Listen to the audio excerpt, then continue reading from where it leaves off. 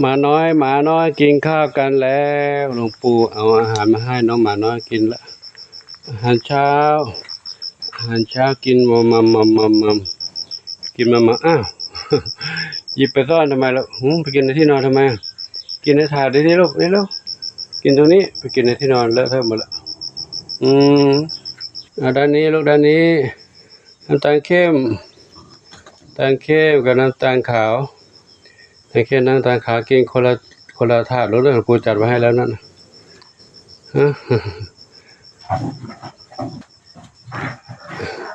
ห่วงเล่นกันนะมากินข้าวเร็วมาเร็วสถานการณ์ไม่ค่อยดีลูกนะฝนก็ตกทุกวันเลยน้ำขึ้นมาแล้วน้ำขึ้นไม่น้ำแล้วเร็วกินข้าวเร็วมาห่วงเล่นกันอยู่นะตามใจแล้วหิวก็กินเลยดูนะปูไปแล้วมีงานเยอะอยู่นะลูกนะเอาเลยมาหิวก็กินแล้วนะไว้นั่นละเด้อด้านนี้ก็อยู่คนเดียวกินเอาไปซ่อนด้วยเอาไปกลบซ่อนทำไมลูกครับเนื้อหมูไปซ่อนไว้กินไม่หมดเลยซ่อนไว้เขามีวิธีของเขาเนาะไปซ่อนไว้ตรงนั้นแล้วก็เอาดินกลบแล้วเดี๋ยวจะกินยังไงมันก็เปื้อนหมดแล้วเปื้อนหมดแล้วทางปู่ขอสัมภาษณ์น้องเหมียวน้องไม่ใช่น้องเหมียวน้องหมาอยู่นี่นะ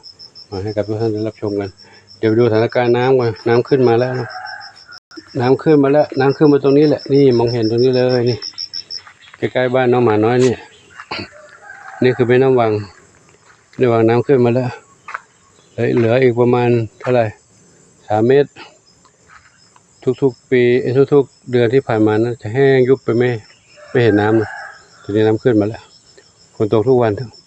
ตกทางเหนือนู้นทางเหนือเขื่อนกิวลมอยู่ด้านเหนือนู้นนะก็จะไหลมาทางนี้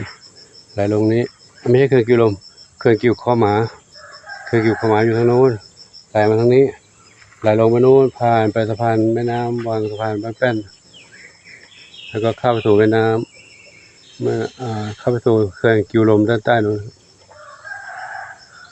น้ำปีนี้คิดว่าคงจะมีนักอยู่เนาะคงจะมีมากอยู่เดี๋ยวค่อยรอดูสถานการณ์ต่อไปครับบุญนำจามจุลีท้องอ่อนเข้าห้องน้ำบุญนำตามหลวงปู่มานี่ก็เดี๋ยววันนี้คลิปนี้หลวงปู่ขอถ่ายสั้นๆเพียงเท่านี้ก่อนเนาะก็รีบเร่งทำงานให้เสร็จเดี๋ยวงานจะช้าน้องเหมียวที่อพยพมาจะได้เข้าอยู่เร็วถ้าทำเสร็จเร็วนะขอความโมทนาสาธุกับทุกท่านที่ได้รับชมรับทราบเรื่องราวต่างๆในทุกเช้าในทุกคลิปที่หลวงปู่ถ่ายให้กับทุกท่านได้รับชมนะขอความโมทนาสาธุขอบุญกุศลทั้งหลายโยนขอให้ทุกท่านที่มีความรักความเมตตาต่อน้องเหมียวน้องหมาน้องไก่น้องเต่าน้องกระต่ายและสรรพสัตว์ทั้งหลายขอ